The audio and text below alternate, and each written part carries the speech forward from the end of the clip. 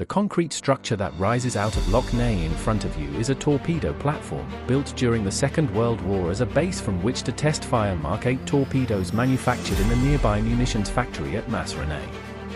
Having been fired from the platform, these torpedoes could be tested for accuracy of direction and depth, before being recovered by the MV Joyce, now moored next to the Gateway Centre.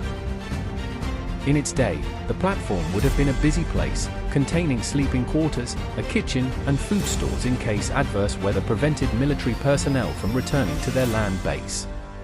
The platform remains a hive of activity today, albeit with very different occupants. It is now an important nesting site for migratory birds including common terns and cormorants. Looking beyond the platform you can see the ruins of Shane's Castle, family seat of the n.ireland dynasty. Named after Shane MacPhailem O'Neill, the castle was built in 1345 but destroyed by fire in 1816. Would you take a moment to like and share please?